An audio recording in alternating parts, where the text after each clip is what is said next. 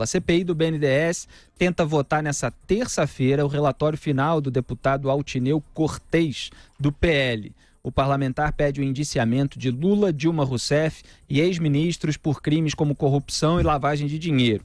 O texto cobra também a rescisão dos acordos de colaboração e leniência da JBS. A sessão começou com bastante confusão, inclusive com PT e PSOL tentando obstruir a votação. A vice-presidente da CPI do BNDES, deputada Paula Belmonte, do Cidadania, pediu também o indiciamento da deputada petista Gleisi Hoffmann. E é com a deputada Paula Belmonte que conversamos agora em Os Pingos nos Is. Salve, salve, deputada, boa noite, muito obrigado pela sua participação. Boa noite, Felipe. Para mim é uma grande alegria estar aqui com vocês no Pingo dos Is, que eu escuto sempre quando eu posso, ou se quando eu não escuto na hora, eu acesso depois lá pelo YouTube, viu? Obrigado, deputada. É um prazer. A gente quer saber como é que foi a sessão hoje, mas vamos começar por esse seu pedido de indiciamento da deputada petista Gleisi Hoffmann. Ele é baseado em quê? Pois é, nós tivemos assim várias oitivas aqui e confirmando, infelizmente, a participação dela, né, na participação, inclusive, com o Caixa 2 nos pleitos políticos.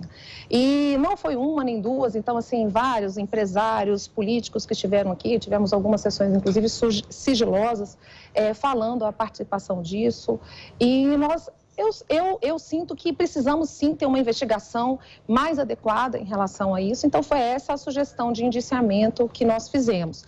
Mas lembrando que esse relatório não tem só o indiciamento, a sugestão de indiciamento da deputada. Nós fizemos o indiciamento de mais ou menos também algo de 70 pessoas do BNDES. Por quê? Porque nós observamos, eu tive assim um cuidado muito minucioso, tanto eu quanto a minha equipe que me auxiliou, de nós estarmos verificando o que acontecia, porque assim esses contratos eles são assim absurdamente viáveis. E todos os técnicos que chegavam aqui, ou pessoas, até os empresários, sempre falavam e elogiavam a qualidade do empregado do BNDES.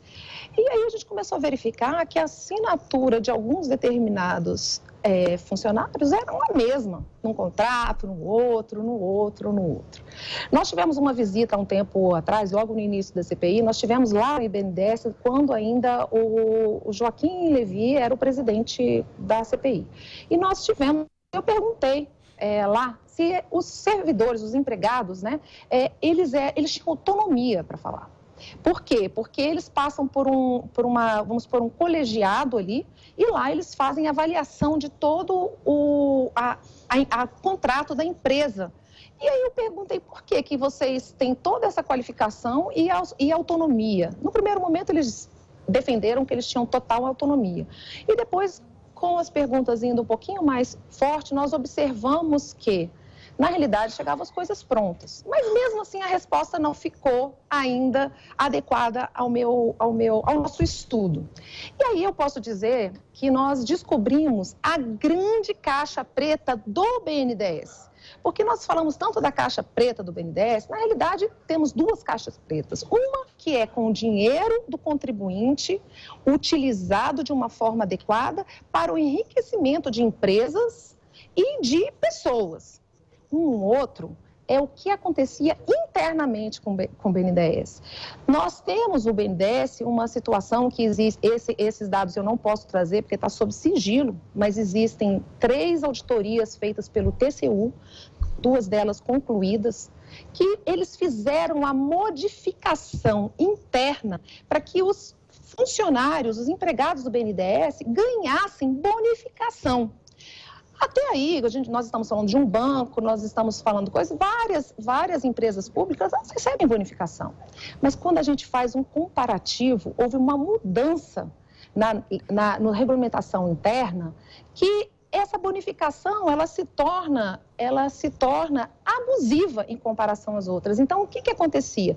Quanto mais se emprestava, quanto mais volume o banco se movimentava, nós ganhávamos. Então, a gente percebe nitidamente que muitos funcionários do banco não faziam a avaliação correta faziam aquela vista grossa exatamente porque recebiam muito dinheiro. Só para vocês terem uma ideia do que eu estou falando, hoje o BNDES ele tem em média 2.500 funcionários.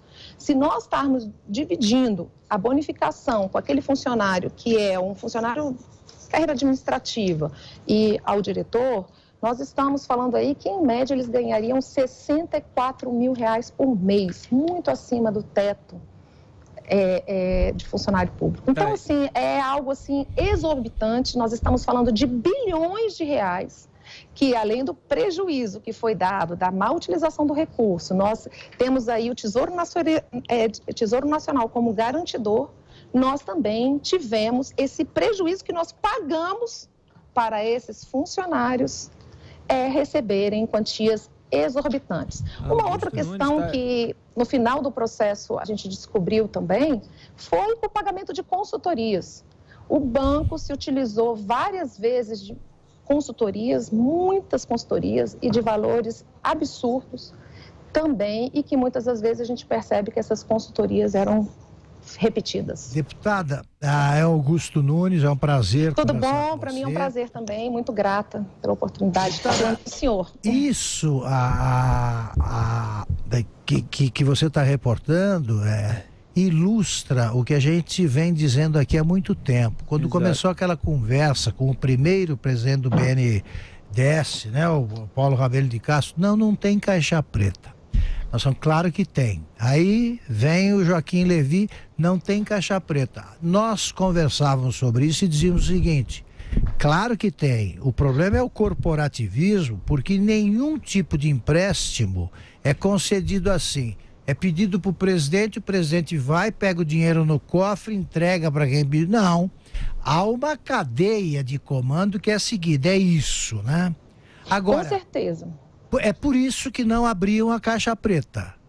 Exatamente. Inclusive, assim, eu tive com o presidente, presidente Gustavo, e ele, na realidade, assim, como é um processo que corre sigilo, nós não estamos podendo trazer muitas informações, mas é algo que ele tem total consciência de que é totalmente desvirtuado, assim, do custo do BNDES. O BNDES, a gente tem que entender o seguinte, os partidos de oposição falam que nós estamos aqui querendo acabar com o BNDES, não é nada disso, muito pelo contrário. Eu acredito que o banco, ele se desviou totalmente da sua concepção natural. Então, assim, não temos aí uma concepção do quê? Que o custo do banco já custa bilhões de reais. Sendo que muitas das vezes aquela pessoa com qual foi o banco, foi a intenção de fazer, que é o quê? Desenvolvimento econômico social do nosso país, ela não tem nem acesso. Foi o custo do nosso banco hoje, com o suor do trabalhador, porque ele é feito a partir de um FAT da contribuição lá no Tesouro Nacional, ele foi utilizado. É muito triste de falar isso, Augusto, mas ele foi utilizado para o enriquecimento de várias empresas em prol de recebimento de Caixa 2. Agora, eu quero deixar bem claro também, da qual eu não tive condição de colocar no meu relatório, e quero aqui dizer que o trabalho do deputado Altineu, que fez o relatório, foi um trabalho muito eficiente. Nós fizemos só a complementação, não foi um voto. Aqui na Câmara nós não temos esse objeto de falar voto complementar. Então, o meu voto foi complementar ao dele, no sentido do quê? De nós estarmos indiciando esses funcionários do BNDES que têm sim digital. Uma coisa é errar uma vez, a outra coisa é errar em mais de 100 contratos. A questão dessa bonificação que fez um cala-boca legalizado com dinheiro público, né? Então nós verificamos isso. E tem uma outra situação da qual nos deixou muito assustado, e também que são documentos sigilosos, que é o quê?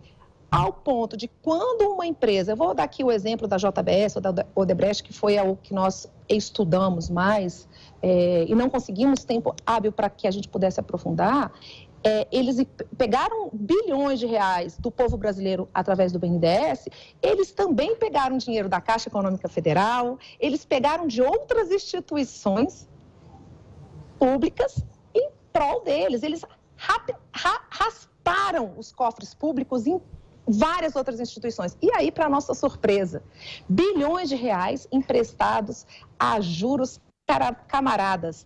1,5 ao ano, 2,5 ao ano. Eu acho que nós nem encontramos a 3, tudo abaixo de 3 ao ano.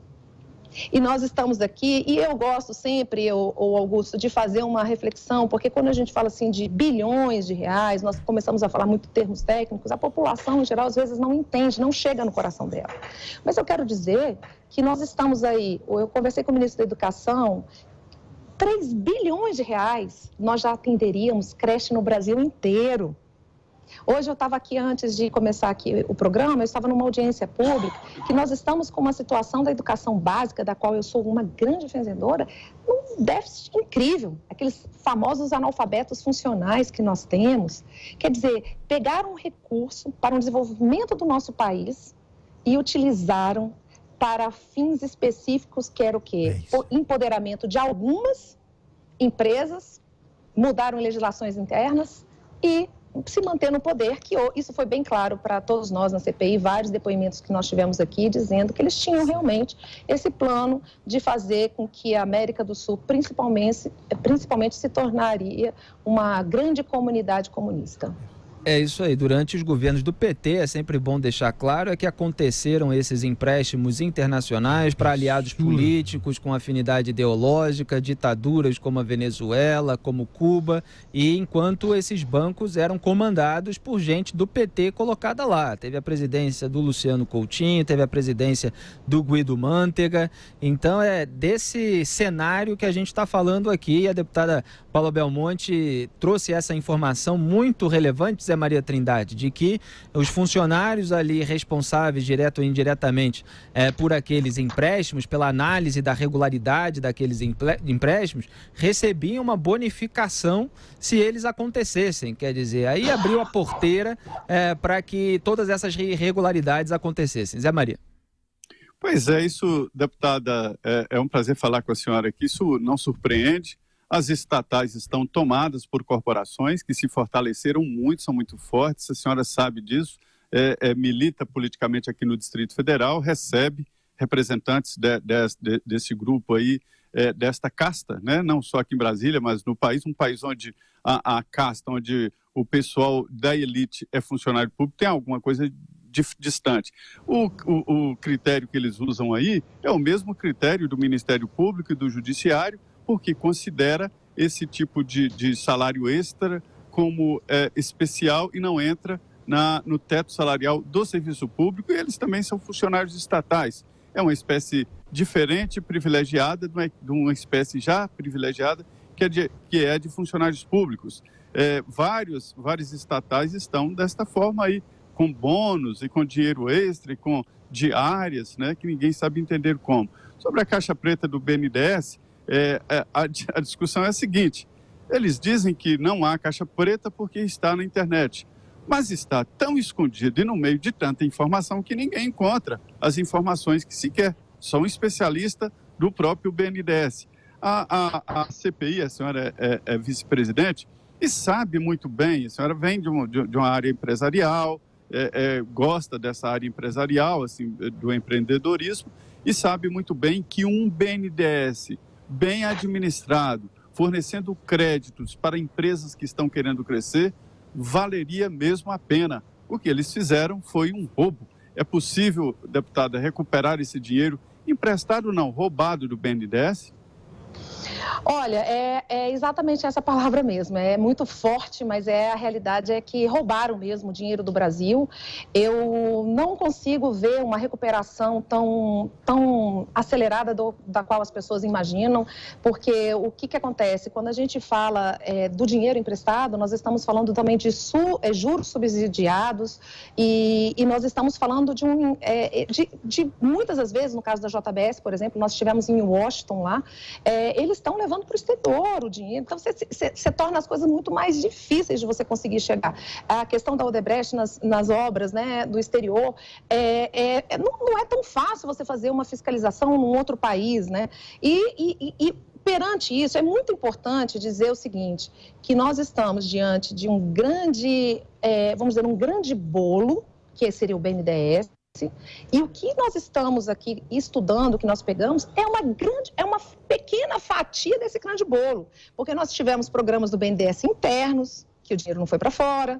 Nós tivemos aqui, são 138, se eu não me engano, são 138 operações internacionais, sendo que nós pegamos aí umas 3 ou 4 operações, porque as pessoas cobram muito, mas o tempo é muito pequeno para que a gente possa avaliar e nós não temos o conhecimento técnico. Então, assim, tem que correr muito atrás para que a gente possa chegar a essas pessoas, a esse resultado que nós temos. Então, se a gente está falando de um grande assalto nos cofres públicos e mostra uma grande reflexão. O Brasil ainda é muito rico, porque eu não consigo imaginar, olha, as coisas que eu tenho visto, assim, é de deixar assustado. Eu estive em Washington, nós ficamos sabendo que aquele programa Mais Médicos tem uma repercussão internacional. Os médicos que conseguiram fugir aos Estados Unidos, eles estão entrando, falando que tinham aqui trabalho escravo, né? Nós temos uma outra suspeita em relação a esse dinheiro todo que passava por Cuba. Então, são coisas assim, e que aonde a gente olha, a gente vê simplesmente um descaso com a população. E isso me traz, assim, uma grande, assim, eu posso dizer, uma grande tristeza mesmo, porque a gente vê um sistema protelatório que aconteceu hoje, uma vergonha, pessoas que falam tanto em defesa das minorias, defesa das pessoas, das nossas crianças. Nós estamos aqui no Brasil com as nossas crianças, infelizmente, com a faca na mão, muitas delas utilizando droga com 6 anos de idade, um país que está perdendo a sua moralidade, a sua ética, e ainda essas pessoas têm coragem de fazer um sistema protelatório, porque nós estamos querendo, sim, que acabe, essas pessoas se mantenham na prisão, né? O STF, eu vou fazer até uma sugestão aqui, eu escuto vocês muito falar, a questão que o STF, principalmente o ministro da segunda turma, o ministro Gilmar Mendes, ele não só quer legislar, ele está querendo agora advogar, porque ele está querendo pegar a prova. Então, assim, nosso sistema está uma vergonha e nós precisamos, a população, ela precisa entender que só através de uma fiscalização da população, uma pressão da população, a gente começa a pensar em mudar em alguma coisa. E, para isso, também precisamos gerar emprego. E como que a gente gera emprego? Com empreendedorismo. Não podemos fazer com que esse Estado cresça mais do que ele já está. Não é possível nós pegarmos uma Secretaria de Educação, e eu vejo muito o Zé Maria falando a respeito do Ministério da Educação, que a gente gasta nosso orçamento, 84% do nosso orçamento em pagamento de pessoal, e o que é o real mesmo, são os 16% que sobra para a nossa educação. Não, a gente não pode aceitar mais isso. Deputada, então... Bom, estamos conversando com a deputada federal Paula Belmonte, do Cidadania. Só para concluir a nossa entrevista, deputada, queria que a senhora falasse mais especificamente sobre a pressão da qual falamos ontem, inclusive em entrevista aqui com o presidente da comissão, o Vanderlei Macris, do PSDB, a pressão que estão fazendo o PT, e claro, e seus aliados, as suas linhas auxiliares, contra o indiciamento do Lula, da Dilma Rousseff e de outras pessoas envolvidas nessas irregularidades, para dizer o mínimo, do BNDES. Então, essa pressão está acontecendo, vai ser possível resistir essa pressão? E só para esclarecer para os ouvintes e espectadores, o que acontece a partir do pedido de indiciamento feito pela CPI do BNDES? Quem é que age a partir daí para que haja uma eventual punição? Olha, esses documentos todos e o relatório do CPI, foi o meu pedido, o pedido do próprio relator, para que seja encaminhado para o Ministério Público, né? Então, eu também pedi para que todos os documentos que a gente tem aqui, porque a CPI ela tem um poder muito grande. É um tempo muito pequeno, mas nós temos naquele determinado prazo, nós temos um poder de pedir, fazer requisição, sem precisar ter que passar por toda aquela questão legal, judicial, que muitas das vezes o Ministério Público, ele tem coisa. Então, nós estamos encaminhando toda essa documentação que nós reunimos, nós temos muitas coisas aqui, documentos sigilosos, e que nós estamos mandando para o Ministério Público exatamente para ele começar a fazer uma investigação a respeito disso. A nossa esperança é essa. A oposição, ela conseguiu realmente, assim, nesse primeiro momento, e eu digo que, assim, eu espero que eles comecem a ter um pouco mais de consciência com a população, um compromisso com a população. Hoje começou a ordem do dia e eles conseguiram que a gente fizesse uma paralisação na comissão, mas o presidente, ele teve uma boa, vamos dizer assim, uma boa sacada, né? Ele de vez ele fechar a sessão, ele deixou suspensa. Então, está aberta a qualquer momento, ou assim que acabar aqui a ordem do dia, nós vamos estar realizando essa sessão e estamos aqui à frente. Eu realmente, assim, eu não estou querendo ceder pressão, eu não acho que, acima de tudo, está o povo brasileiro e então, assim, eu, por mim, assim, o que depender de mim e de muitos outros deputados que estão realmente com um compromisso com a população é de que a gente vá conseguir indiciar todas essas pessoas da qual a gente fez indicação aí para que comece a fazer uma investigação. Muito obrigado, deputada federal Paula Belmonte, do Cidadania, por mais essa entrevista aqui em Os Pingos nos Is. Boa noite, bom trabalho. Muito grata. Eu só quero fazer uma observação, eu sei que é muito rápido, mas só para vocês terem uma ideia da bonificação dos funcionários. Ótimo. Em 2007, foi distribuído 69 milhões para bonificações. Em 2015, 298 milhões distribuído para os funcionários do BNDES. Que coisa impressionante. Foi aumentando ainda aquilo que já era alto demais. Muito obrigado pelas informações, deputada Paula Belmonte, deputada federal do Cidadania. Boa noite, bom trabalho. Muito grata, que Deus abençoe vocês. Parabéns aí pelo trabalho que vocês vêm fazendo. Obrigado.